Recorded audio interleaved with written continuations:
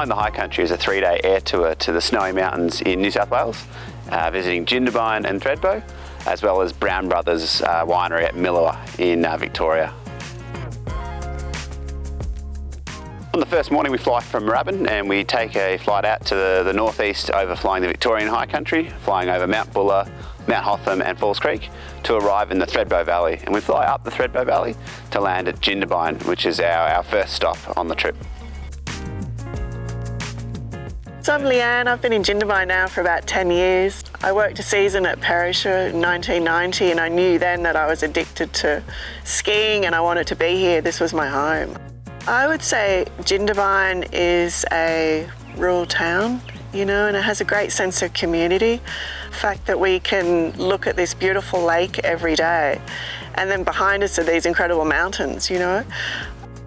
So once you arrive in Jindabyne, we're going to head into Jindabyne town and go to the visitor centre where we'll grab a quick coffee, and then from there we'll head around the lake and get to see the Snowy Hydro Dam that they've built, and then we'll head off to Charlotte's Pass.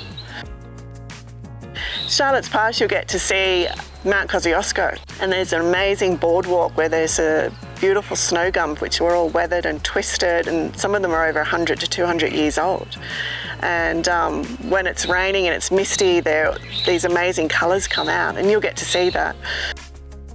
After Charlotte's Pass, we're going to head down to a little picnic area called Thredbo Picnic Area, and there's this river that runs from Thredbo all the way down into the mountains and continues out to the lake. We've got a flying fisherman that might come out and show you how to do some fly fishing, and while he's showing you his techniques, I'll prepare a nice picnic lunch for you. After lunch we check into Lake Crackenback Resort, which is a chalet-style resort at the eastern end of the Thredbo Valley. Accommodation is in private ensuited chalets, complete with a view of the lake and the mountains out behind.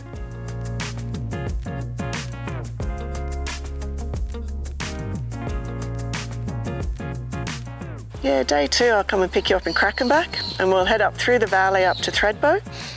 We're going to ride a chair called the Kosciuszko chair up to what they call Eagle's Nest. And I know you all love coffee and tea, so we're going to have some coffee and tea at the highest cafe in Australia, they call it. From there you can have a wander around and look at some amazing rock formations and again alpine landscape.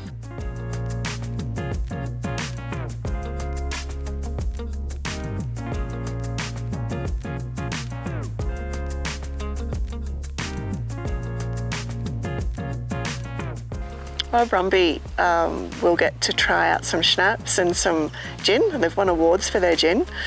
My favourite personally is raspberry schnapps, but their specialty is definitely apple strudel. Like, you've definitely got to reserve an apple strudel if you're going there because they sell out.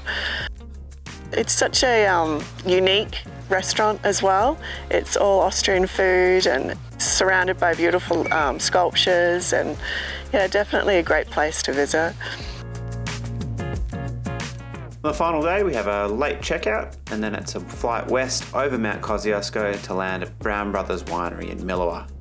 Brown Brothers is a family-owned winery, and we have a private tasting at their cellar door, followed by a slow lunch throughout the afternoon.